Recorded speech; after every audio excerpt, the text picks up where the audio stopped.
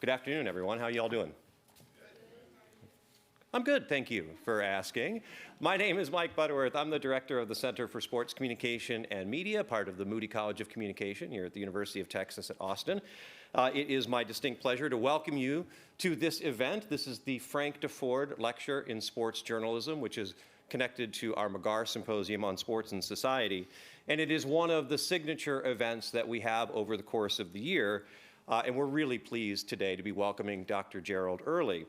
I'll introduce our guest in a moment, but first I have to say thank you to a few folks who have made things possible today. First to Cappy McGarr, who has continued to support our efforts through the McGarr Symposium and the Deford Lecture, and also to our recently appointed Dean, Rachel Davis Mercy. We're thrilled to have Dr. Mercy as our permanent appointment for the Dean. Very excited about our prospects for the center and curriculum in sports media under her vision and leadership.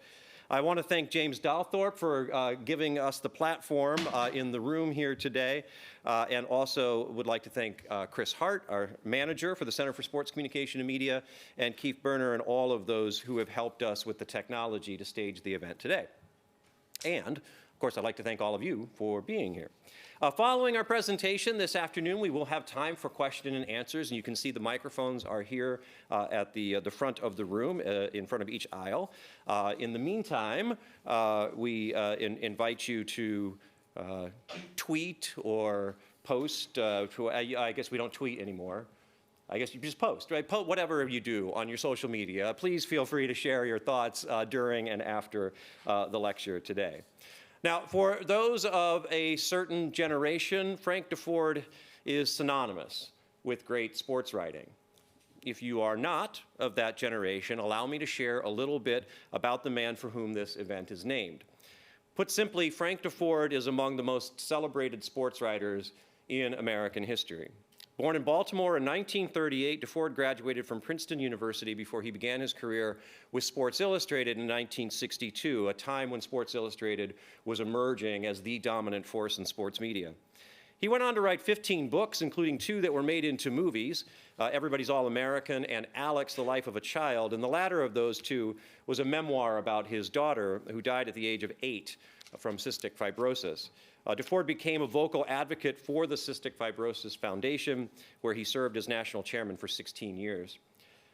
Beyond the pages of Sports Illustrated, he was a weekly contributor on NPR's Morning Edition and regularly appeared on HBO's Real Sports with Bryant Gumbel. It's not lost on us that Sports Illustrated is hanging on by a thread, and as of last December, HBO no longer is producing Real Sports. The times in sports media are changing, but the need for artful, ethical, and insightful storytelling endures. And this event is designed to celebrate those very qualities, all of which are bound to the legacy of Frank Deford. That legacy is reflected by countless awards and honors for Deford, including being named 6 times as U.S. Sports Writer of the Year, receiving several honorary degrees, and being elected to the National Association of Sportscasters and Sports Writers Hall of Fame. He and Red Smith were the only 2 writers included multiple times in David Halberstam's edited collection, The Best American Sports Writing of the Century. And those stories, The Rabbit Hunter, about Indiana University basketball coach Bobby Knight, and The Boxer and the Blonde, about boxer Billy Conn, are still celebrated today as exemplars of sports journalism. The Sporting News once called Deford the most influential sports voice among members of the print media, and GQ declared him to be the world's greatest sports writer. At the Center for Sports Communication and Media, we are proud to sponsor this event in Frank Deford's name. And among our tasks is to honor and promote the highest standards of sports journalism and to consider sports journalism's history as well as its present and future. Our guest today uniquely meets those standards, for he has excelled across spaces, writing equally eloquent treatments of sport for the general public and academic audiences. Dr. Gerald Early is the Merle King Professor of Modern Letters and Professor of English and African American Studies at Washington University in St. Louis. He has had an arguably distinguished career as an author, editor, center director, department chair, and more. His interests range from African American literature to the consequences of war, from political ideology to sport. And obviously, it is that last interest, especially baseball and boxing, that brings Dr. Early to us today. He's got far too many publications for me to try to list all of them, but among the highlights are his books, A Level Playing Field, African American Athletes in the Republic of Sports, The Culture of Bruising, Essays on Literature, Prizefighting, and Modern American Culture, The Cambridge Companion to Boxing, The Muhammad Ali Reader, and Body Language, Writers on Sports. Dr. Early has been recognized with numerous distinctions. He serves or has served on several boards, including the Board of Governors for the Negro Leagues Baseball Museum in Kansas City. He's received the Distinguished Faculty Award at Washington University. He is one of around 200 St. Louis residents to be awarded a star and plaque on the St. Louis Walk of Fame. He's been nominated for a Grammy. It's not sports related, but that's cool. And he is a fellow of the American Academy of Arts and Sciences. I first encountered Dr. Early's insights through his commentary in Ken Burns's documentary, the 9-part series Baseball, released in 1994. In that film, Dr. Early famously observed, "I think that there are only 3 things that America will be known for 2,000 years from now when they study this civilization: the Constitution, jazz music, and baseball. They're the 3 most beautifully designed things this culture's ever created." And that statement was and remains an elegant summation of American identity, a reflection of the synergy found between our political and popular cultures. Yet beneath the romantic vision embedded within those words are the limits of America's democratic potential. As Dr. Early has described, the democratic ambitions of baseball in particular and sports in general have been marked by complementary and competing meanings. For example, in his chapter, The Meaning of Jackie Robinson, he writes, "The sheer volume of repetitious, melodramatic acclaim for Jackie Robinson's valor is likely to make him seem more trite than titanic. But there is something vital to be learned about the nature of American society and American race relations by trying to understand just what the heroism of this man is supposed to mean, especially to blacks today, for Robinson's achievement was fraught from the beginning with ambivalence, both his own and that of the blacks for whom he was a hero. And that ambivalence is characteristic of black assimilation into many arenas of American life." This passage seems to me to be representative of both Dr. Early's gift for prose and his astute and nuanced interpretation of sports' social influence. Too often we amplify sports' dramatic spectacle, inflating its importance relative to other institutions while simultaneously simplifying the dynamics that play out on the field. Is Jackie Robinson a hero? Well, of course. But for whom? And under what conditions? How best should his courage and commitment be remembered? And what does the integration of Major League Baseball mean for black players and fans? How should we remember Jackie Robinson? And how should we remember the various experiences of black players in the Negro Leagues and beyond? I cannot suggest that Dr. Early will answer all of these questions in his talk today, but I suspect he'll have answers for many of them, and I very much look forward to learning more about and from his work with the National Baseball Hall of Fame and Museum. It is our privilege to have him here today to deliver the 2024 Frank Deford Lecture in Sports Journalism in Reconceiving the Baseball Hall of Fame's Black Baseball Exhibit. Please join me in welcoming Dr. Gerald Early.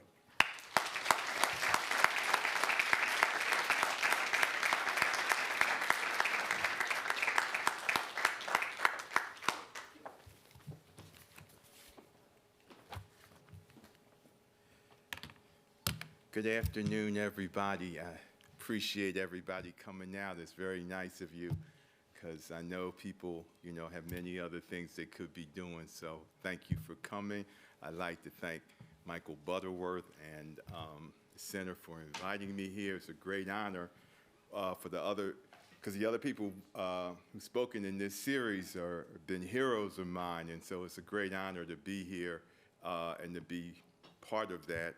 I'd like to thank my very good friend Michael McCambridge for suggesting me to come to talk, and I just really appreciate it. And I'd like to thank you once again for being here, because as I said, it's a beautiful day. You could be doing something else, so I appreciate you being here. I'm going to talk about the Hall of Fame in Cooperstown. How many of you have ever been to the Hall of Fame? Not very many. It's not easy to get to. Cooperstown is off the beaten track. When I first went up there, I was just really surprised at how long. I landed in Albany. I was really surprised that the drive from Albany to Cooperstown was as long as my flight from St. Louis to Albany. It's a trek. It's kind of out of the way. But what I want to talk to you today about is Cooperstown and not the Hall of Fame part, but the museum part, which is a lot of people don't know that it is a museum. And it has a tremendous number of artifacts and a number of exhibits on various aspects of baseball. And it's had a long-standing exhibit on African Americans in baseball. And they, the museum people decided they wanted to redo this exhibit. And so that is why, that's how I got involved with them, was when they wanted to redo this exhibit. So I'm gonna, that's the front of the building. And I'm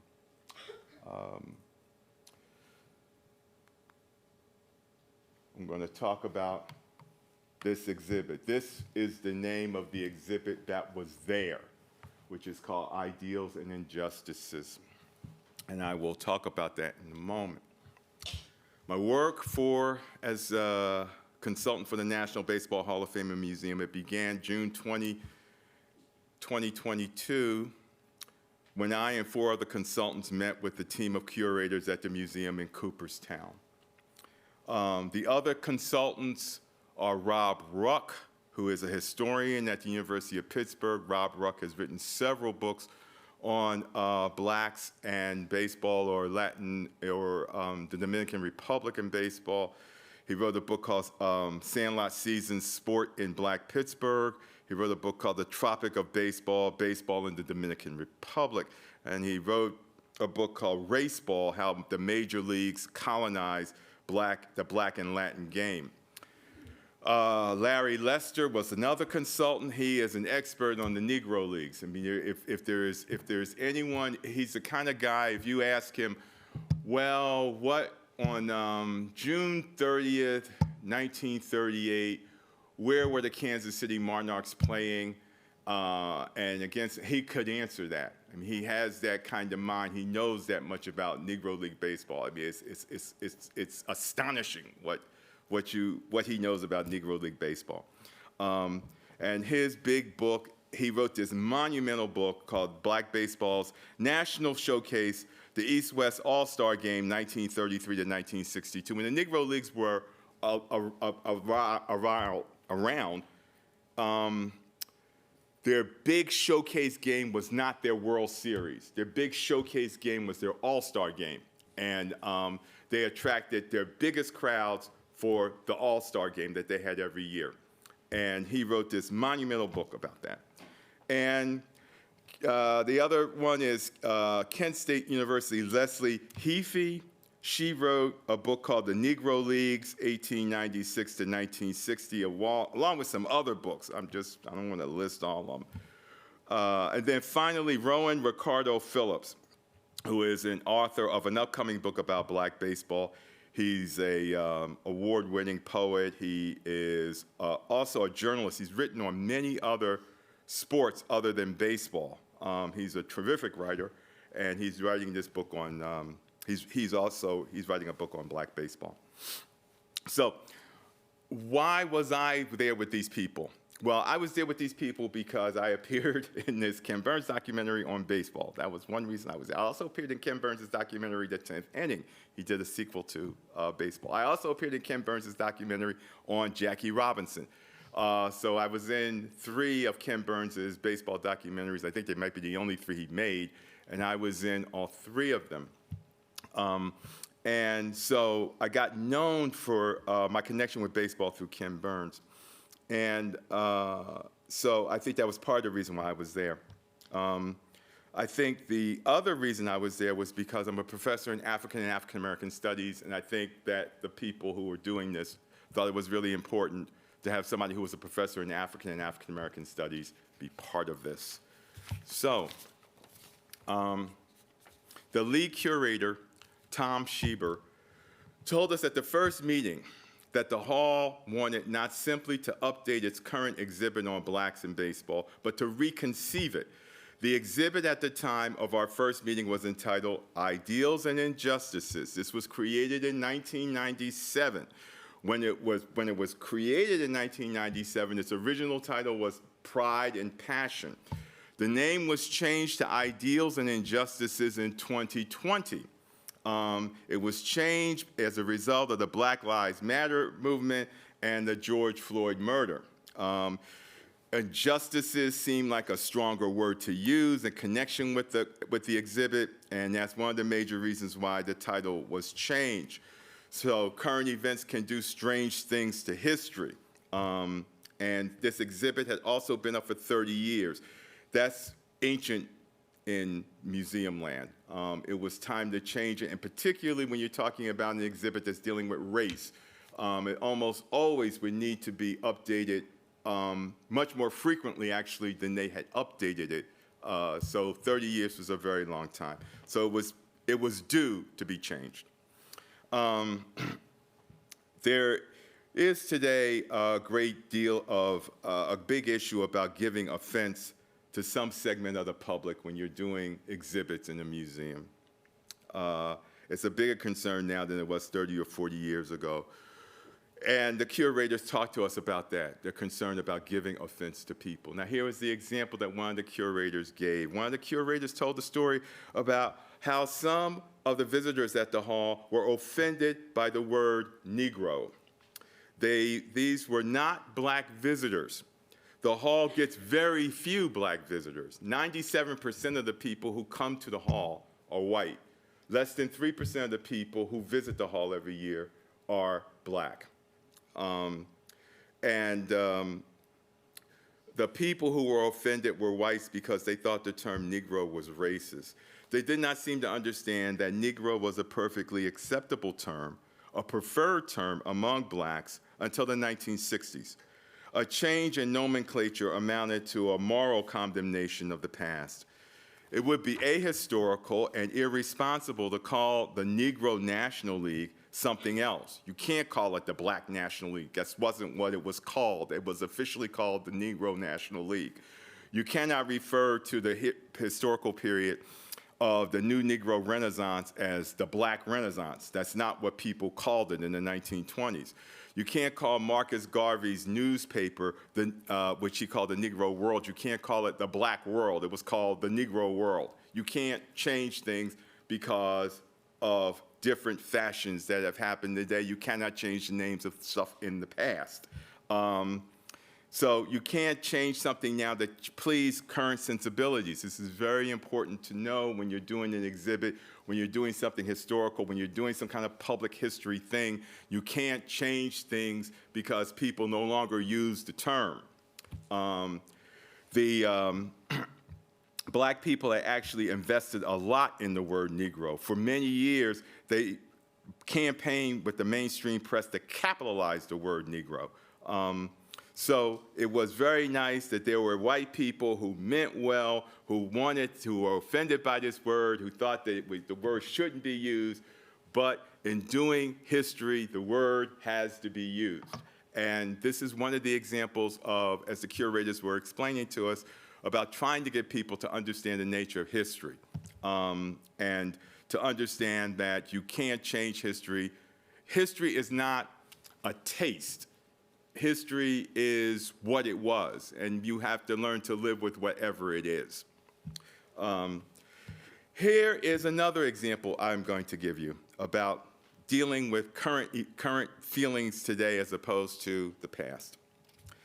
Some months after we had been in our process of reconceiving the exhibit and we were talking about different kinds of changes and things like that, we had actually gotten pretty far along at this point. There was a great deal of concern about disclosing that Jackie Robinson, the first black player to play in the major leagues in the 20th century, there was great concern about revealing that he was a Republican. It was felt by most of the curators that many younger visitors would not understand that that party's history and simply think that Robinson was a Trump person or that he was a MAGA supporter or something like that, even though these things did not exist at the time that Jackie Robinson was a Republican.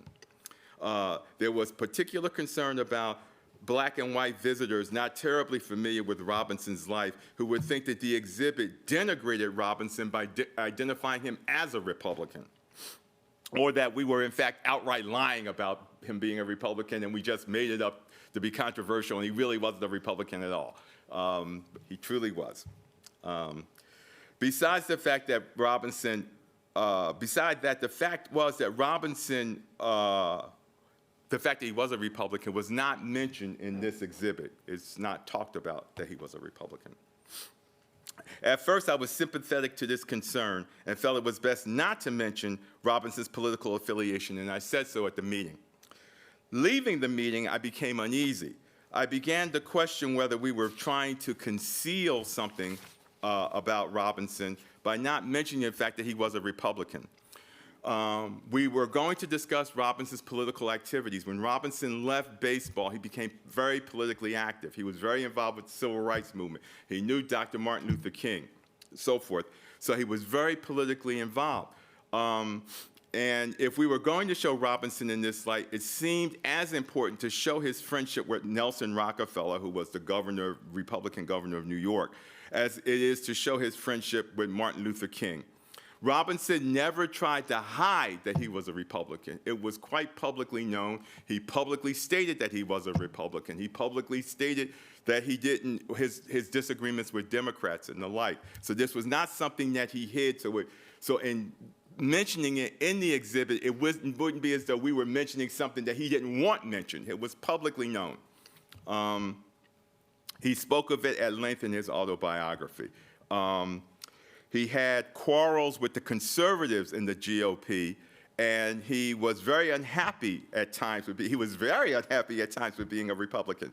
But he refused to become a Democrat. His wife asked him to become a Democrat. He refused to become a Democrat.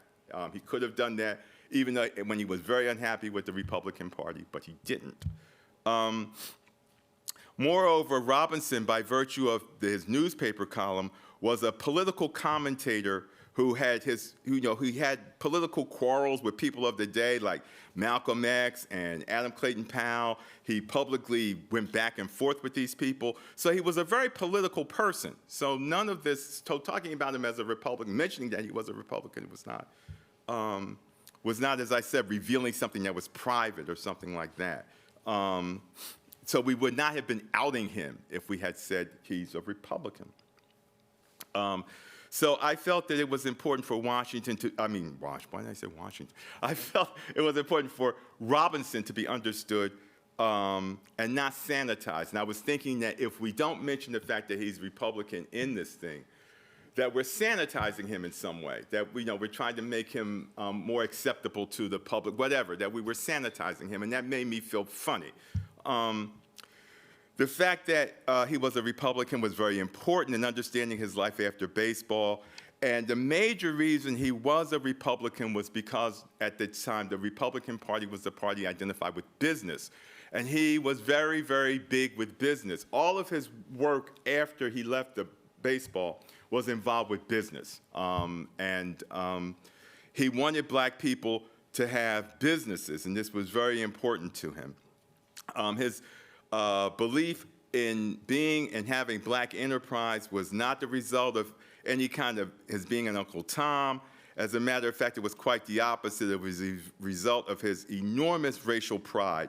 For him, black people believing in capitalism was a matter of access. It was a matter of breaking the barrier. This is what made him an integrationist. He was also anti-leftist, which made him a relic of the 1960s.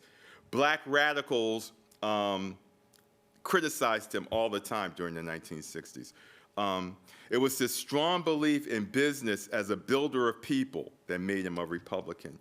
The irony is that even though he was a Republican and he believed in business, one of the biggest businesses that black people ever created was the Negro Leagues.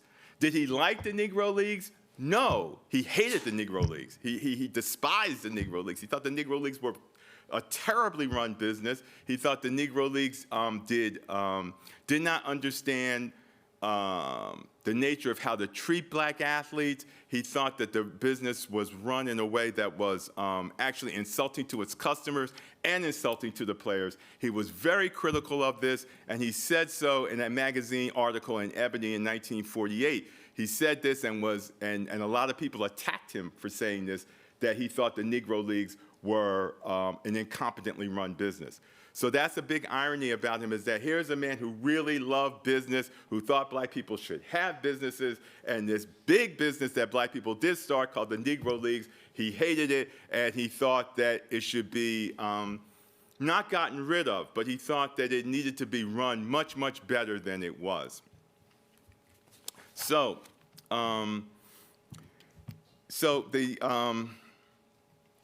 the reason why he felt that way is because the Negro Leagues were not just a black-run business. You have to understand that. The Negro Leagues were a racially segregated business in a legally segregated country, and blacks were not a nation within a nation. That's a mistake that lots of people make. Black people were not a nation within a nation. Black people were a dependent colony in a nation. They were not an independent nation. And the business that black people ran with the Negro Leagues was not a business that was where they could develop the business the way they wanted to. They were restricted in how they could develop the business because of racism in the country. The business was very undercapitalized. They had to use white middlemen to be able to run the business. Black people owned no places, hardly any places where they could play baseball. They had to rent the places from white people. They were very dependent on white people to run the business. So don't get the idea that, oh, having this business was some, a big, black businesses didn't run like white businesses did. They didn't even run like other ethnic businesses did in the United States. Black businesses were under a great deal of restraint in what they could do because of the racism in the country. So there were lots of problems with black baseball. The thing about Robinson is that all the things he said that was wrong with black baseball, he was absolutely right in everything he said that was wrong about black baseball. Everything that was wrong about how it was run, he was right. The problem is that he got criticized for saying these things because people felt that he was not understanding the problems that black people faced in trying to run a business. But the thing you need to understand is that up until the time that Jackie Robinson integrated Major League Baseball, the Negro Leagues was probably the biggest business that black people had ever run in this country. The Negro Leagues was not only the biggest business that black people had ever run in this country, it was probably pretty close to being one of them, for a time, the most successful business that black people had run in this country. So when Robinson attacked the leagues, people responded by saying that he was not grateful for what the league had done for him, because he had played in the Negro Leagues himself, and if he hadn't played in the Negro Leagues, he would never have been selected to play in the major leagues. So they said, you're not grateful for what the leagues have done for you. And so he was criticized in this way. At any rate, all of this, it seemed to me, was important to try to get out in the exhibit about Robinson, that he was a Republican, that he was critical of the Negro Leagues, and so forth. Now, my sense was that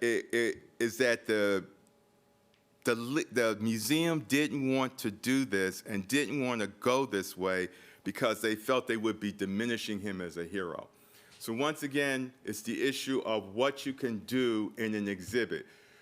We don't want people to come in here and think we're criticizing Robinson or we're putting Robinson down by saying that he was criticized for this or that he didn't like Negro League baseball or things like that. We don't want to do that. We think that if we did that, a lot of black people wouldn't understand it, who would come to see the exhibit and would just think we're tearing down a black hero, so forth, even though everything you would be saying would be true.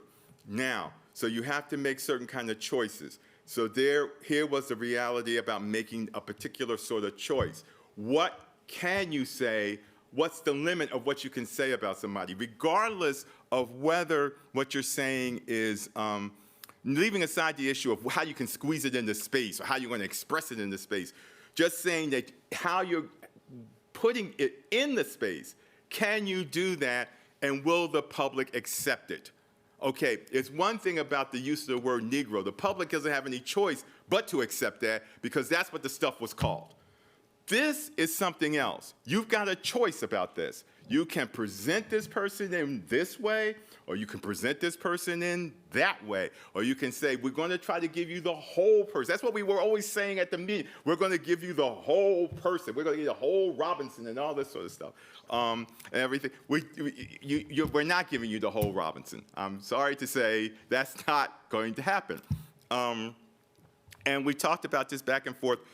And so when we said that we weren't going to put him in, we weren't going to put in about his being a Republican, I went back to the next meeting and I argued against that. And I said, let's put it in that he was a Republican. Let's mention that because we think it's important as part of his political views. And it got voted down. And I think in a way it was right. But the big thing was that the point I'm trying to convey about any kind of public history is that choices have to be made. It isn't simply a matter of, oh, we're going to go in there and tell the truth. It becomes a matter of what truth? What kind of truth is the public willing to accept?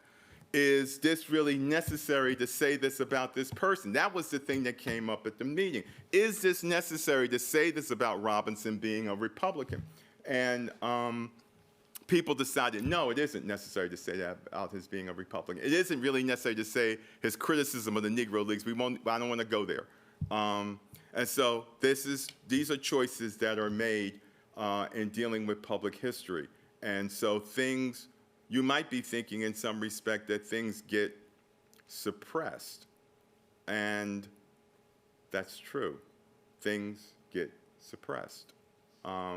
Because in the story that you want to tell, a certain set of facts become, how shall I say, inconvenient. And so you decide that you're not going to do that. These set of facts about Robinson became inconvenient. So as the curator said to us, if people want to know all that, they can read a biography of Jackie Robinson. They can learn all that if they want to know all that. But I thought this was an interesting exercise in learning about this and what you're going to put in a public display about somebody. Robinson is a very important figure in the exhibit. Of course, he's probably one of the most famous ball players. I mean, even for people who don't know very much about baseball, they've heard of Jackie Robinson. They know he broke the color line in baseball. Movies have been made, well, at least one movie has been made about him. In fact, it was two movies because he played in a movie as himself once. And so it's he's a tremendous figure in our culture and a tremendously famous ball player. But I wanted to tell you that story about that. And I also wanted to tell you this, that when I came back and said, I think we ought to put in here about Robinson being critical of baseball, I said, I think we also ought to put in that black people were critical of him. And I said, there's a baseball player named Dennis Oil Can Boyd, and Dennis Oil Can Boyd put out a book. And in the book, he said, this is what he said in his book. When he was a little boy, he said, so one day when Daddy and I were working side by side in the pasture, I asked him about Jackie Robinson, and he told me he really didn't do anything good for our race. I'm like, Daddy, he played in the major leagues. No, baby, we had our own league, and we had our own individuality, and Jackie didn't know that he was making a business deal to sell his people, like slavery all over again. Jackie Robinson was a modern-day Shaka Zulu. He was the king who sold his own people into slavery. So all Jackie Robinson did was to sell us to Major League Baseball the same way. I said, you know, we ought to have something in there about people having this kind of critical response to him, that they thought that what he did ultimately, and the integration was not good. And so they vetoed that as well, and said we couldn't do that, and said they couldn't do that as well. We consultants met regularly with the curators in 2022 and into 2023, about every month. We started from scratch, at first coming up individually with what we felt were the important stories about baseball and so forth. Let me just briefly show you what the old exhibit looked like. Okay, so this was the old exhibit. These were some of the artifacts from the old exhibit. All these artifacts are going to get reused in the new exhibit. Here you can see part of the exhibit dealing with Jackie Robinson. Here, that's when he was in the military and so forth, the Jackie Robinson jersey. I don't think that was Jackie Robinson's actual jersey. I think that was actually Spike Lee's remake of that jersey for the film Do the Right Thing. I don't think that's Jackie Robinson's actual jersey. I could be wrong, but I don't think so. So these are all various pictures of displays from the Ideals and Injustices thing. And there I am and the other consultants with the curators. There's the whole team of us there who worked on this.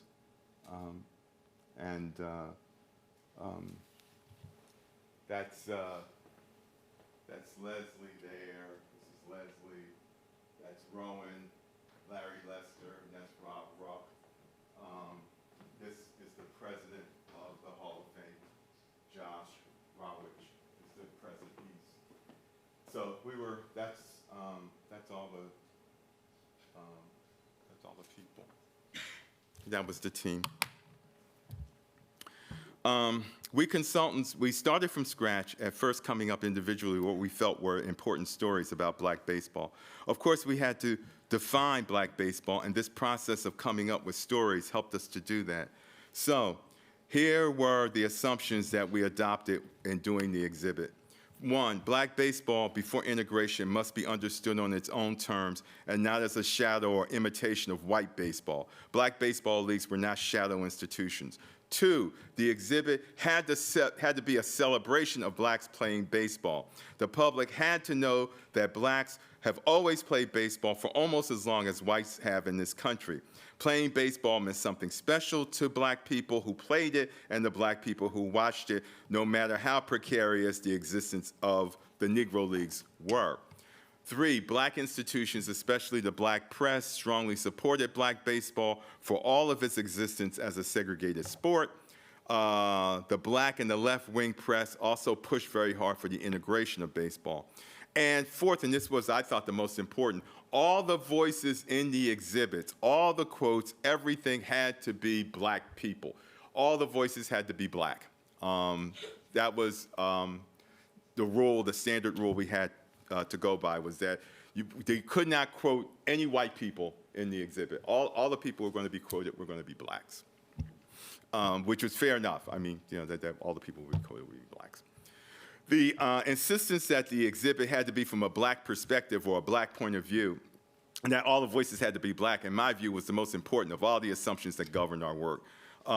The exhibit was not going to be told from some curator's point of view. It wasn't going to be told from some outside expert's point of view. It was going to be told from the point of view of players, fans, of people who actually experienced black people playing baseball. That's what it was going to be totally and completely about. It wasn't going to be anything other than that. There weren't going to be any kind of, the people who were going to be in it were people who experienced or in some way or the other, black people playing baseball, or they played baseball themselves. There were other considerations too. The exhibit is not solely focused on the Negro Leagues. This is an assumption a lot of people make. There's a whole museum in Kansas City that's devoted to the Negro Leagues. We were not interested in competing with that. The Hall of Fame has only 620 square feet for its exhibit. So there was no way we were going to be able to compete against a whole museum that's dealing with Negro League baseball. some people thought that because of the size of the space, only 620 square feet, that what we should do now, instead of trying to cover all of black baseball, was just to cover a certain part of black baseball. But that idea got nixed too, and people decided that they didn't want that either, that there was going to not be just looking at a certain part of black baseball. All of black baseball was going to be covered from the beginning to the most recent day. The Negro Leagues, the other thing that's important for you to understand is that Negro League baseball existed for about 40 years. Integrated baseball in this country has existed for 77 years. So there's a longer experience of integrated baseball in this country than there is of segregated baseball with the Negro Leagues. And that's very important for you to understand. The experience of all generations born since World War II, from the baby boomers to Generation Z, has been with integrated baseball. And so that's something that's very important, is that most people's experience has been with integrated baseball. And it's important for us to show that history as well. A second consideration we had as we worked is that people think that Jackie Robinson integrated baseball, and that's the end of the story. The issue of the integration of baseball did not end with Robinson. Integrating the umpiring crews, integrating the announcers, integrating coaching and managing staffs, integrating the front office, integrating the executive suites has been a long struggle. And it's not just integrating the players on the field. The process of integrating baseball has been more than just the players on the field. You shouldn't think of it as the integration of baseball dealing with just the players on the field. And so that's been a very long and ongoing process about integrating teams. At the present time, and this is something that gets mentioned all the time, is that 6.3% of the people who play Major League Baseball today are black Americans. At one time in the 1980s, it was close to 20% of the people who play Major League Baseball were African Americans. So the question that gets raised today as well is why are there fewer African Americans playing the game today than before? African Americans also make up only a small portion of the audience for Major League Baseball. And so baseball is concerned about the fact that African Americans are not that engaged with the game. If you look at any polls that are taken of demographics, of demographic groups about what their interest in sport is, what their favorite sport is, for black Americans, baseball is not number one, is not number two. It's sort of a very, very distant number three. It will be football and basketball, and then baseball will be very distant number three of people who will say that's my favorite sport or something like that. In some polls, you will find out that black people don't even list baseball in their top 5 sports. That it's not a popular sport very much among African Americans.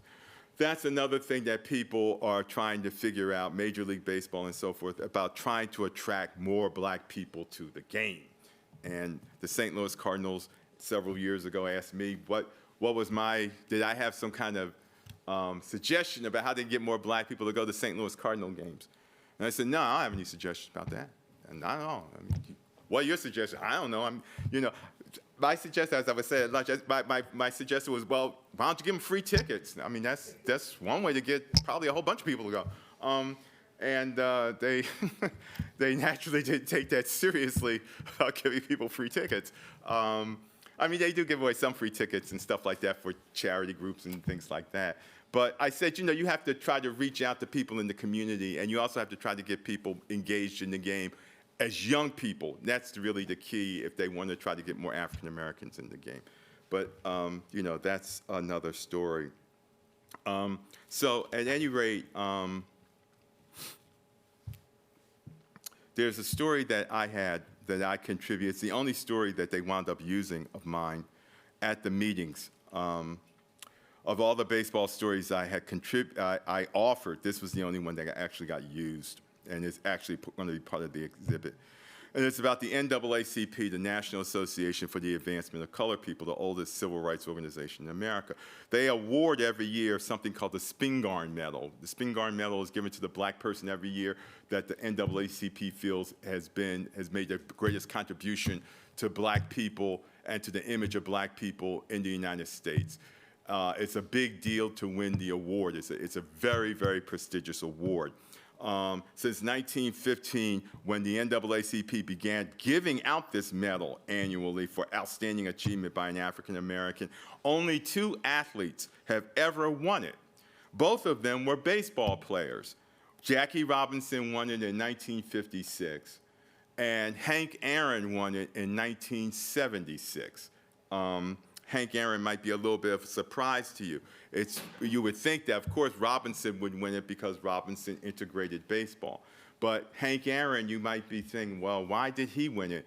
Well, he did break Babe Ruth's record in 1974, his career home run record, and he did it under a lot of stress. And so I think that's part of the reason why Hank Aaron won the award in 1976. But the reason why the Hall of Fame decided that they wanted to do this, they wanted to spotlight this thing about the Spingarn Medal, was because the only 2 athletes, black athletes to ever win it were baseball players, which they found shocking that there were, that 2 baseball players wound up winning this award. Think about this. Muhammad Ali, Jim Brown, Joe Louis, Arthur Ashe, Fritz Pollard, Jesse Owens, Kareem Abdul-Jabbar, Althea Gibson, Wilma Rudolph, Jackie Joyner-Kersee, Bill Russell, the Venus and Serena Williams. These were major black athletes who had a major impact in the culture, major impact as black people in this culture. None of them have won the Spingarn Medal.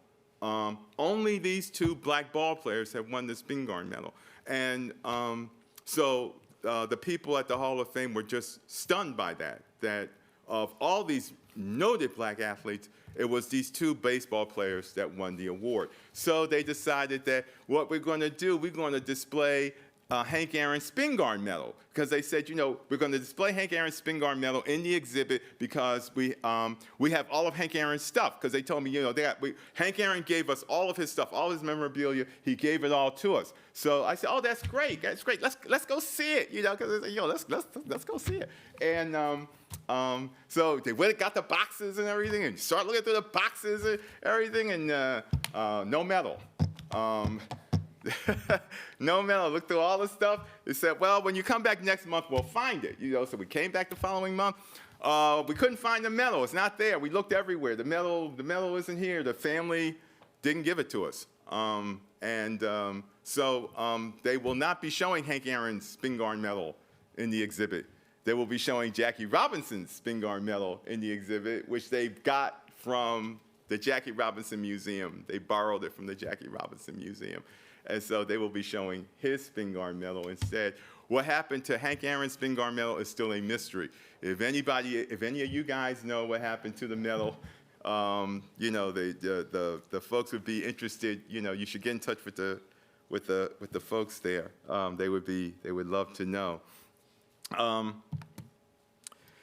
About a year into the process, the matter of the title of the exhibit arose. It was impossible to think of one, or let's say it was impossible to think of a good one.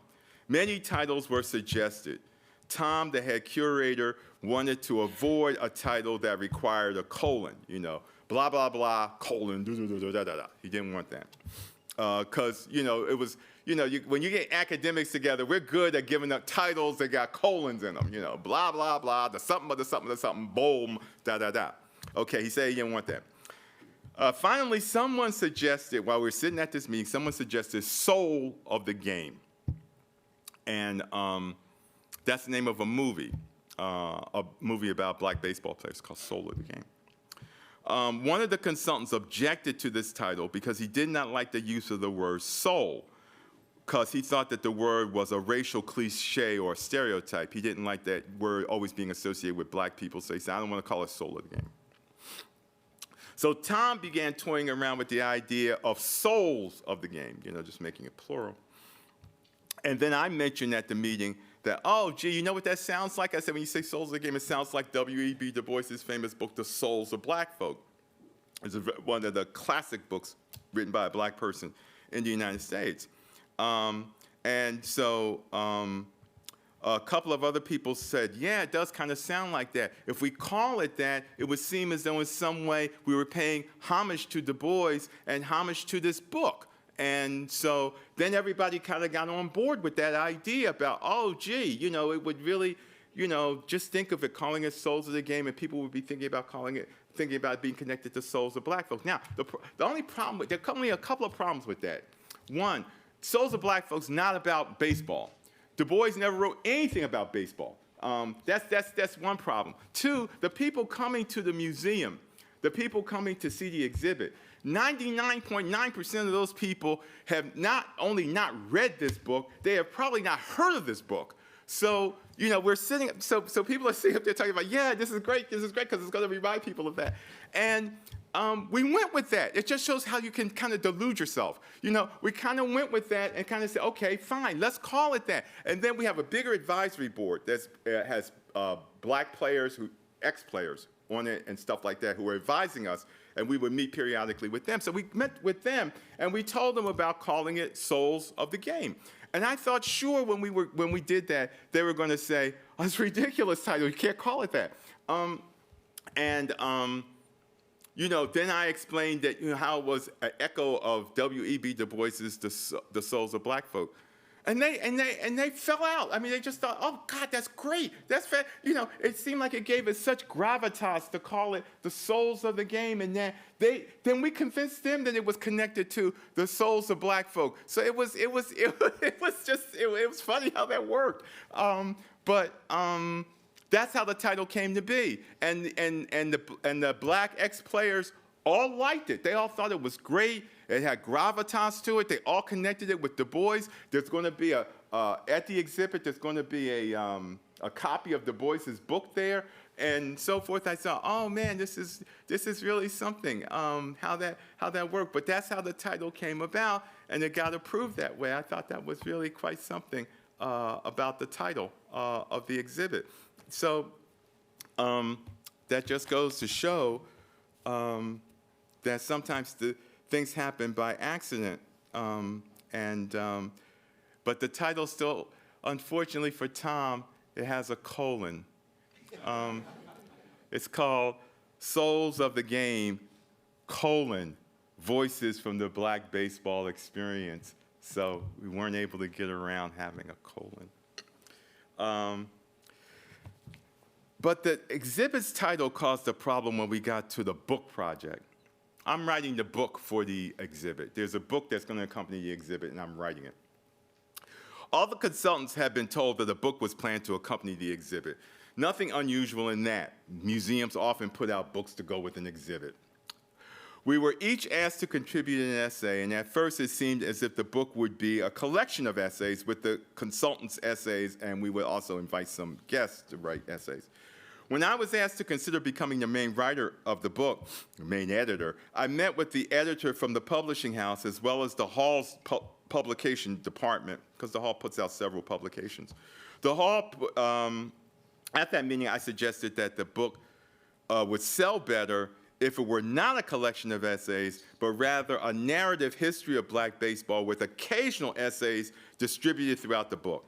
I agreed to write the narrative largely because I wanted to say something in a sustained way about black baseball and wanted to at least in part orchestrate the book as a whole. Because the book was going to combine a narrative history with short specialized essays, it felt almost symphonic to me, like I would have these overarching thematic movements that would be punctuated by soloists. I might have been willing to do the book for nothing.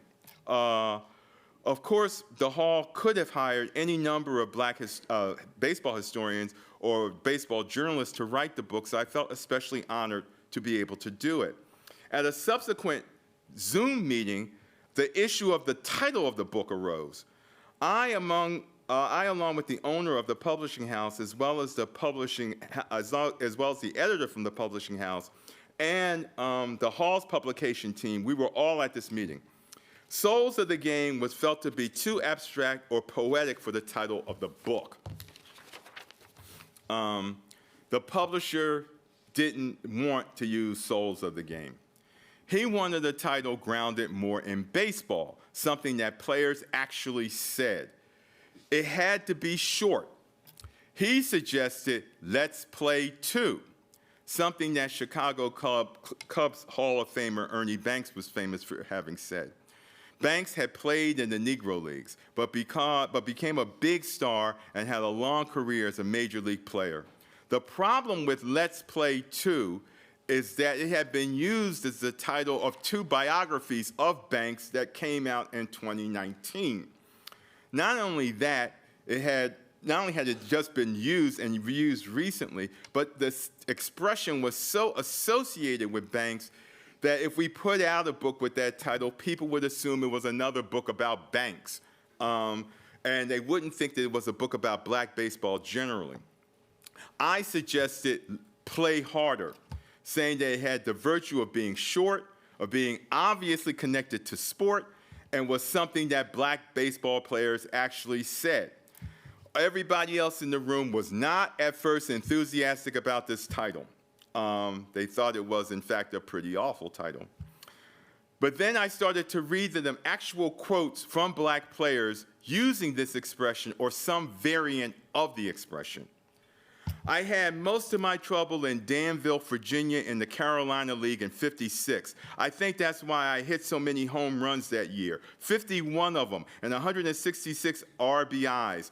Insults pushed me to play harder, Leon Wagner. Being a human being, I never thought people was going to be like that, making me live alone, go nowhere, and get poor pay. But what can you do? You can't do nothing except you play harder. Vic Power. Mr. Paul gave me a choice. Did I want to go to a club that he would pick, or would I prefer to return to Columbia? I decided on Columbia. Most of the local fans had been fair to me. The others had sort of goaded me into playing harder. Frank Robinson. I had a constant trouble with baiters in Burlington Graham, North Carolina. The more the fans gave it to me, the harder I hit the ball. So they eventually decided to leave me alone, which was a victory over bigotry. Bill White. In southern ballparks, I was subjected to the same kind of name-calling that greeted high school students in Little Rock and college students in Mississippi and Alabama in recent years. And not only in the South, as I learned when I became a Giant. I retaliated by playing harder, Monty Irving. I didn't forget, and the more times I remembered how poor I was, and the more I wanted to have something better, and the more I wanted to have something better. And the only way I knew how to get something better was with pitching. I pitched harder, Satchel Paige. As I continued to read the quotes, everyone was convinced that not only did black players use this expression, but that it had a special meaning during the time when Major League Baseball first began to integrate. It was both aspirational and militant. It was an expression of resistance against failure. I refuse to fail, is what the players were saying when they used it. It was an expression of how, for many black players, playing baseball was the triumph of their will. So Play Harder became the title of the book. That change actually came easier than I thought it would. I was able to convince them of this in 15 minutes. I thought it was going to take a lot longer than that. But that's why the book has one title and the exhibit has another. Okay. I'll leave you with this. What is a museum exhibit on black baseball supposed to cover? And who is to be served by this content? Who's the audience for it? What is it supposed to be? The Hall of Fame and Baseball Museum is naturally circumscribed by its location, its own history, and its current state, and the current state of the sport that it is intended to memorialize, preserve, and explain. This is an odd museum because this museum is built on a series of historical inaccuracies. It's built on the idea that someone named Abner Doubleday discovered baseball in Cooperstown in 1839. None of that is true. Abner Doubleday did not invent baseball. It was not invented in Cooperstown, and it was not invented in 1839. So the whole premise of the museum is, in fact, false, which seems like a huge irony for a history museum to be built on a series of false premises about the thing it's trying to preserve. At any rate, that's one issue about the museum itself. Add to this, the other question is, how does a black baseball exhibit serve the Hall of Fame? How is it meant to serve the Hall of Fame? How is it meant to serve visitors? How is it meant to serve the sport of baseball? The answer clearly is the exhibit is for the audience that will come to see it, but also for those who will never set foot in Cooperstown. The impact of this thing will be far wider than any group of people who will come to see it. It will be far wider than any group of people who decide to buy the book. After all, among other things, the buildup about this exhibit is meant to reach a national black audience, and there has been a big buildup about it. Most will never see it, but many black people will be heartened to know that it is there and that the Hall thinks it's important, that the exhibit is essential to understanding the identity of baseball as something that black people co-created, because the exhibit is suggesting just that baseball as we understand it in this country today was co-created by people of color, by black people and by the Latino people who were here. They helped to co-create baseball. Baseball is not a white thing.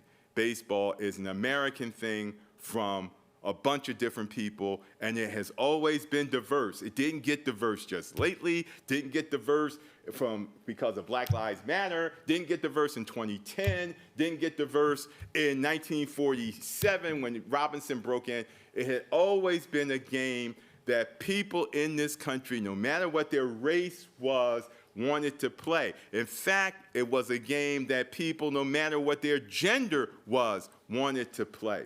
I haven't told you that story yet, don't have time to tell it here, about women playing baseball. Black women and white women playing baseball. Baseball is an American game, and it has been part of the identity of this country. For white audiences, the celebration of black baseball speaks to the diverse appeal of the game despite its apartheid history. The new exhibit negotiates the identity of baseball as a force that ultimately united this country. That's the thing, is that you had all these separate things with baseball, but finally baseball has come together as an activity that kind of unites this country. And that big moment came when Jackie Robinson integrated baseball as a symbol of the country being united. That's been the big thing about this country, is trying to unite itself. The theme of this country is e pluribus unum, out of many, one. Baseball has been in many ways the sport that represented that or symbolized that more powerfully to many people in this country than any other sport, and in many ways more so than any other cultural activity, even if you're not a fan of baseball. It doesn't matter whether you're a fan of the game or not. Baseball is a value, therefore, as a value is universal in its appeal. And so in this way, baseball speaks to every audience that could come into the hall to experience the game. And the other thing I would like to leave you with is this.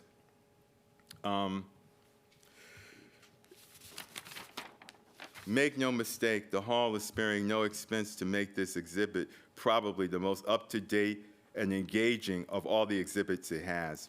It wants the exhibit to grow, evolve, and change. But there is one thing more. When I was a boy, the black men in the barbershop told me about the Negro Leagues. They told me about Satchel Paige and Josh Gibson and Cool Papa Bell and Willie Wells and the rest of the great Negro League ball players of my parents' generation. Those black men in the barbershop, they were children or teenagers during the 1930s and 40s when the Negro Leagues were in their heyday. And of course, they all went over to the major leagues when Jackie Robinson broke in with the Brooklyn Dodgers in 1947. As a kid, I didn't care about that. I didn't want to hear any of it. My Aunt Lois told me about how my mother, her oldest sister, would take her to see the Brooklyn Dodgers at Shibe Park in Philly when Jackie Robinson broke in.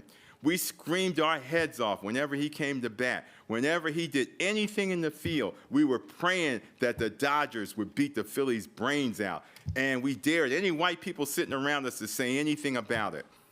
What I knew about the Phillies when I was a boy was Dick Allen and Wes Covington. I knew Hank Aaron and Willie Mays and Billy Williams and Mudcat Grant.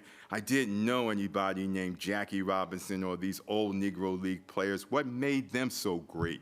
It is sometimes the fear of the new generation that the old generation wants to trap you in their past. They are trapped there, and they want you to be trapped there too. I'm a slow learner, but I have learned this. The older generation has to tell the young people what they felt when they were young, or how else can they convey what life meant to them. Through baseball, I have come to understand a bit about what being an American meant to my parents' generation. And through baseball, I've come to understand what life meant to them. Baseball at one time was part of black civil society in a way that it can never be again. I learned this from their unhappy, trying past as Americans who persevered. It was this one harsh lesson that I learned, this one hard principle, this one stern discipline. Always play harder. Thank you.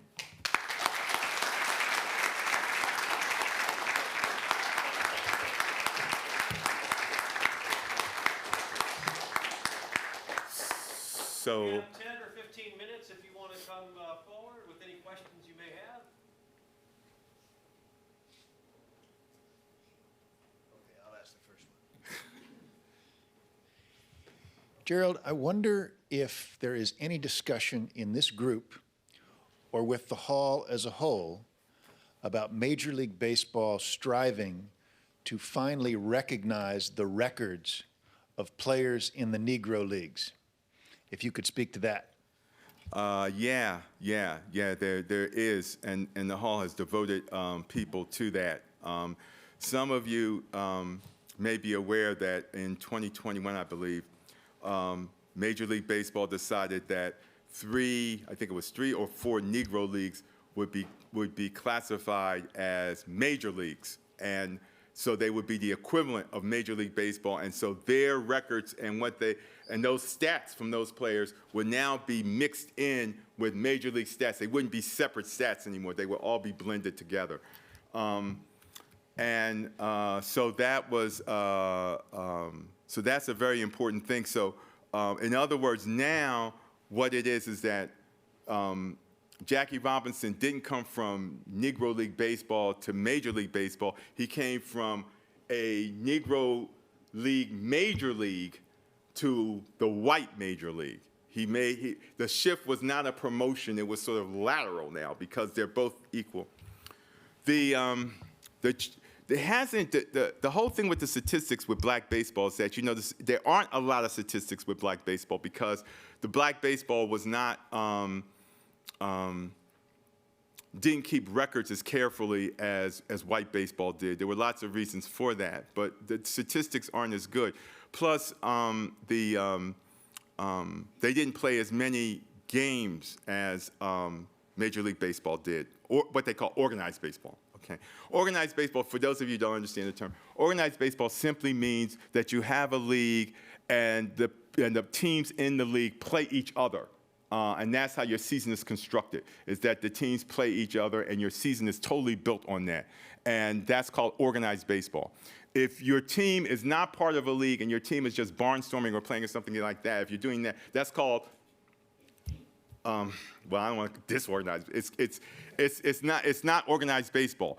And so Negro leagues had a problem because they did have leagues and they did play games, but they couldn't sustain themselves just doing that. So they still had to play barnstorming games and things like that. So they gave their season seemed haphazard because of that. Major League Baseball, if you're watching the season or something, the season does not seem haphazard. I mean, it's all stretched out for you. You know, and you know in August, your favorite team, the Kansas City Royals, you'll know where they'll be playing in August. You'll know their list of games and so forth.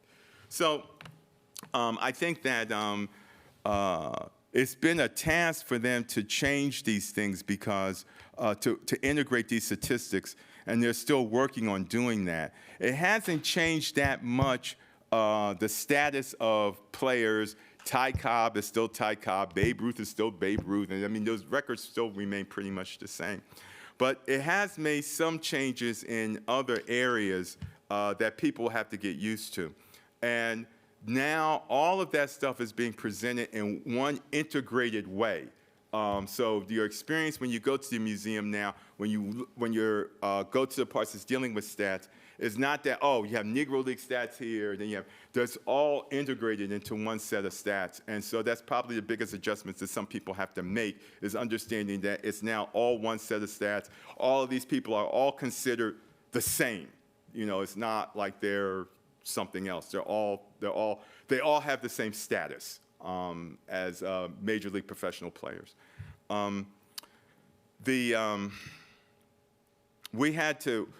They kept reminding us, I mean, the Hall is very conscious of this. Tom kept reminding us at the Hall when we were meeting to remember, he kept saying, remember that the Negro Leagues are major leagues. And so anything we're talking about with their statistics and everything is all part of what regular statistics are. They're not some separate statistics and stuff like that. He had to keep reminding us of that. But I don't think that there should, I think that overall, it will give people a new sense of understanding about the Negro Leagues. And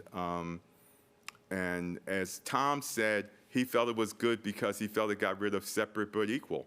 And I agree with him that it got rid of separate but equal. It was actually separate but unequal, but you know, it finally is together. And I think it recognizes the tremendous accomplishment of those black players. So I think it's, on the whole, good. And I think it will take a little bit of time for fans to get used to it, but I think they will over time. Yes, sir. You were talking about how the Hall was kind of hesitant with Robinson's affiliation, right? I noticed they didn't say anything like Mickey Mantle and Babe Ruth and how they held off certain aspects of their lives that were kind of unfavorable. Sure. Why do you think baseball does this more than other sports? Glorifies heroes and ignore their faults. Well, you know, baseball, it's very important for baseball to sell its past. And its past, it's glorified its past. And there's nothing wrong with that. But in glorifying its past, it's kind of sanitized things too. People like Ty Cobb and Babe Ruth and people like that. I mean, some of these people were racist to the core. Some of these people were jerks. Some of these people were, you know, they weren't, you know, some of these people weren't people to write home about. And I think sports want, you know, want to kind of romanticize people anyway. You know, they want to romanticize their heroes. But you have to remember that baseball emerged at a time when it was particularly the case with sports writers that they kind of sanitized people and they didn't put out everything that about people and stuff like that. They kept stuff secret. This was also true about politicians, just generally in the press. When I was a boy growing up, I was alive when John F. Kennedy was president. No one had any idea he was this huge womanizer. I mean, none of that came out until well after he was assassinated. It was a shock to many people to learn this because at the time he was alive, this was suppressed. Many people in the press knew this, but it was suppressed about him, and they didn't tell people about it. So. I think that baseball nowadays understands that it needs to be a little bit more forthcoming about players because The public has changed. I think the public is less interested in players being sanitized as much as people being able to see what they really are and what they're really like. And I think actually it would do baseball some good to actually do that and to not be so interested in sanitizing the players anymore. And it's not what the public wants now. The public wants something a little different from the game than what it got before. And not only that, but baseball, I think, at least the younger people connected with baseball, understand that these people can still be heroic and, you know, and you can still look at them as great players, heroic or whatever, and they have feet of clay, you know. I mean, I think that can be done. And I don't think it's going to damage baseball in any respect to do that. But I do think that, in fact, baseball will have to do it in any case because in order to attract younger people, they're going to have to sell players a little bit differently than players were sold when I was a kid or something like that. And you thought these guys, you know, you thought they were just saints or something like that. So I think that, you know, part of that is that sports coverage has changed. Writing about sports is writing about people who play sports. All of that has changed so dramatically over the last 40 years or so.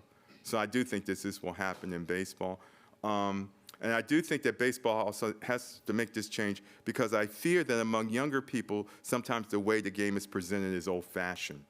And I think that might be one of the things that might alienate younger people from it, is that the game is, I think, often presented in a kind of old-fashioned way. Yes, sir. So you mentioned during the presentation how baseball is an American sport, particularly to on race, to influence with Latinos, with Right. and everything. I wanted to ask, like, based on the influence the Latin game has on the game of baseball, if it's got to be something like the Negro League Hall of Fame. I know there's a Roberto Clemente Museum down in Pittsburgh. If there's ever going to be a place, like maybe in Cooperstown, that demonstrate that influence. About Latino. Yeah, or just the women's leagues as well. Yeah. Branch out. Okay. At the Hall of Fame, there is an exhibit on Latino baseball called Viva Baseball. It's a good exhibit. It actually is a good exhibit. There's also an exhibit on women's baseball called A League of Their Own. You could have guessed that title. That's also a good. It's also good. So they have made those adjustments, as you say, because they're aware of the fact that, first of all, they need to do that, and they also want to attract more diverse people. As I told you, 97% of the people at this time who go to the hall are white, and they want to diversify that, and so they're trying to put up exhibits and everything that's going to appeal to different people. But if you ever go to the Hall of Fame, yeah, there's a very nice exhibit on Viva Baseball, and they really did a very nice job with that, and they had a lot of the Latino players involved in creating that exhibit. It's a good exhibit. Yes, sir, in the back. About some legendary black ball players falling in the 30s, all the Right. way to Hank Aaron breaking the record in the 70s. But who do you think is the most undervalued or underrated, who had the most underrated impact on black baseball in that time period? Wow. Oh, I can't. Oh man, I can't even say. Wow, brother. Wow, that's a tough question. I mean, there's a lot of people who are not valued. But I would say right now, probably if I was going to say somebody from the Negro Leagues who I think it needs to be more valued, is Effa Manley. Effa Manley was the only woman owner in the Negro League. She and her husband owned a team called the Newark Eagles. And Effa Manley would come into those meetings with the other Negro League owners, and she had a lot of good ideas. You know, she had a lot of good ideas, and she wouldn't let those men, because all the other owners were men, she wouldn't let those men prevent her from talking or prevent her from holding her point of view. Some of her ideas they should have followed, because if they had followed some of her ideas, I think the leagues would have lasted longer. but they didn't. In part, they dismissed her because she was a woman and everything. But she was an awfully important figure in black baseball, who's just now beginning to get her, get her just due. So she's somebody who comes to mind. But there's so many people, I think, who I really just think were great, were black people who really contributed a lot to baseball. But she would be one. Minnie Minosa is another guy. He was a black Cuban, and he came and he played during the 1950s. He played in the Negro Leagues, and he played in Major League Baseball. And he was a guy who I think also is very undervalued today. And I don't think people appreciated how good he, not only how good he was, but the joy he brought to playing baseball. He just really brought a great deal of joy to it. One of the things I always liked about when I read about Negro League Baseball was the joy that these men had for playing the game. As one of them said, Ernie Banks was in the Negro Leagues, and he was, going out on the field one day, and he was kind of loafing it, and he wasn't in a very good mood. And so one of the other black players, said, "Hey, man, you got to get with it. If you want to play this game, you got to love it." And so then he perked up when the guy said that. And I thought that was something, how important it was to really love the game. And I think I found that more inspiring than anything else in reading about the Negro Leagues, is despite the fact that these guys played this game under circumstances that were much tougher than the white guys who were playing Major League Baseball, they loved this game. You had to love it, It's just like with the women when they were playing, you have to love this game, man. You got to love this game if you're going to play it like that, because you're not playing it under ideal conditions. So it taught me that if you want to be committed to something, you really have to love it. And then I thought to myself, boy, I thought I've been committed to some things, but I've never loved anything the way these guys love this. So, I got a ways to go yet. But I admire that. I admire that level of commitment. Yes, sir. Howdy, my name's Elijah. Good to meet you. Yeah, I'm actually going to an Astros-Yankees game on Saturday. Oh, great. Within football, at least, there's a lot of pressing political issues like Kaepernick or Brian Flores and Dolphins, the supposed discriminatory hiring going on there. In your opinion, what are the most pressing political or social issues that exist within baseball? Yeah, well, I would say right now, baseball, just recently, I would say baseball looks like it may have a problem with gambling. I would say they're going to have to deal with that. If you had asked me that question 2 weeks ago, I wouldn't have said that, but I would have to say that now. Seriously, that it's going to have to deal with that, but I think that's something that many sports are going to have to deal with. I think its outreach to black Americans is a very important issue that I think they're going to have to deal with. I think that growing their audience globally is important. I think making sure the game remains affordable for people is going to be extremely important, because I think the way things are going now, the game is becoming less and less affordable for everyday people. And baseball, man, it's built on everyday people. And you do that and you start locking people out, and then it becomes some kind of middle-class game, an upper-middle-class game, because they're the only people who can afford to go see it.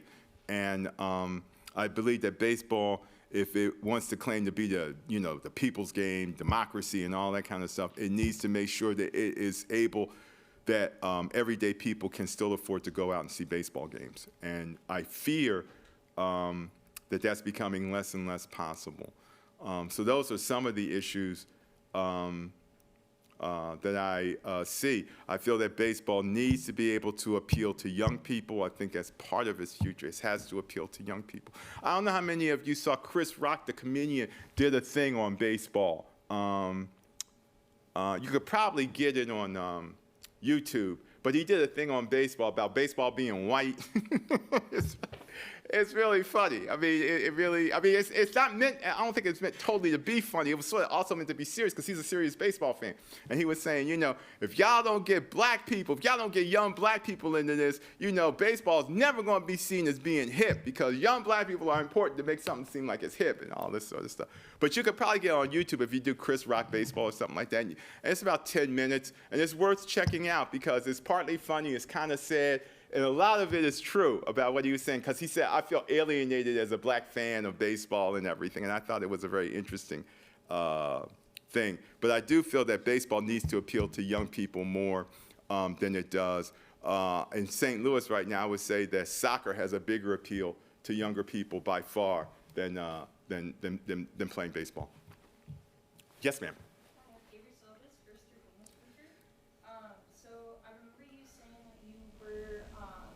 Y'all were trying to find like direct quotes and stuff like that, right, specifically by other black people. So I'm assuming that was interviews, news articles, and like other right, forms of coverage. Right. So how did using these methods of journalism impact the development of this hall? Like, did you find any other interesting things about Robinson? Oh yeah, sure. I mean, there were you know, we found it's a lot of interesting things about Robinson, and you know, since everything had to be quotes from black people, of course, we were all scouring everything that a black person, any interview a black ball player gave, a black player's autobiography, anything, you know, where, you know, the player is speaking for himself. So, you know, we were scouring all that kind of stuff. And during this time, I mean, I've written about Robinson many times over the years, but even when I got engaged in this, I learned some new things about Robinson.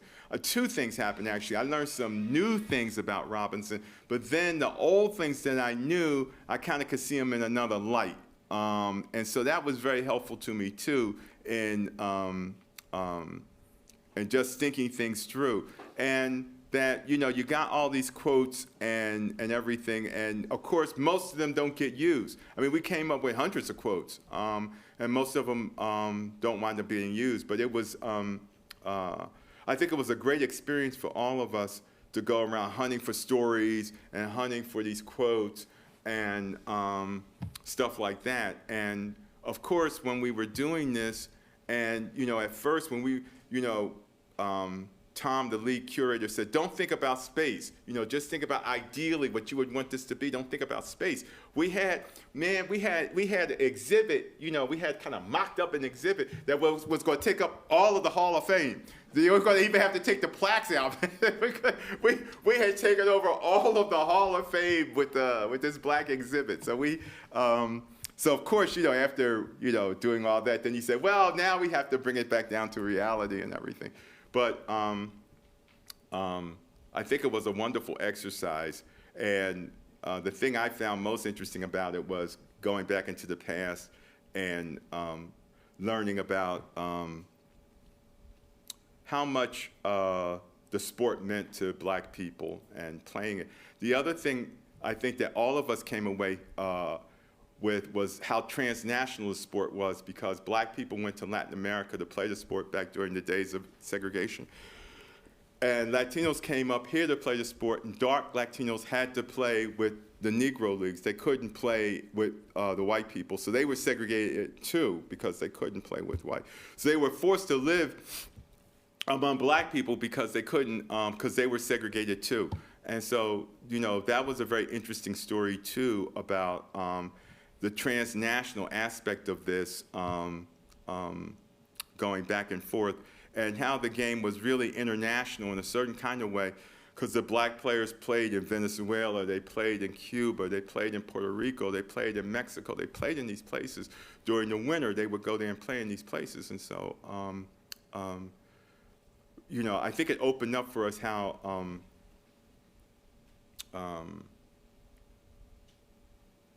big a community it was of people involved in playing this game, and the interaction between the Latinos and the Black Americans was something. And the Black Americans like going to those countries because they experienced less racism going to those countries than they did in the United States. They felt that the only disadvantage, they didn't know how to speak Spanish. Gerald, we have time for one last question, and we had somebody over here. We can get one quick one in here. Yes, sir. Well, do you think that inspiring more Black kids to play the game with, like, a key part of that would be another figure such as like Bob Gibson or Hank Aaron coming along, like a native-born Black superstar to really propel participation in the sport? Yeah, it probably would. You know, if Ronald Acuna Jr. was a Black American, yeah, he probably would be a huge, huge, huge hit. And he probably, you know, has some impact, you know, nonetheless. But yeah, somebody like that, sure. But I mean, there are some Black players right now, Black American players, Mookie Betts and so forth. I mean, there are Black American players. I don't think that the Major League Baseball is doing a good job selling those players. They could do a better job selling those players to Black audiences. So I'll just leave it at that, that they could do a better job selling those players. And they also need to do a better job of getting Black kids to play the game because playing the game helps people connect with it. You know, I played the game a lot when I was a kid. I played the game tons.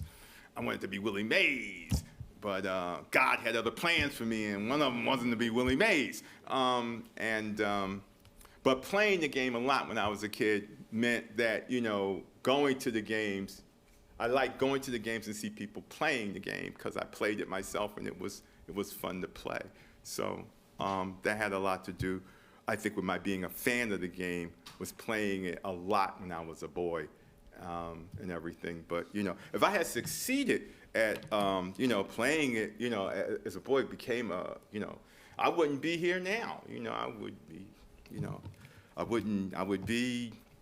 No, I can't say that because I wouldn't have been making enough money. I was going to say I'd be on some island somewhere that I own, but no, if I was a ball player at the time that I was in my 20s and 30s, nah, I wouldn't have been making enough money. So maybe I would have been here. So. But thank you so much for coming. I really appreciate it. You're a very lovely audience, and thank you so much.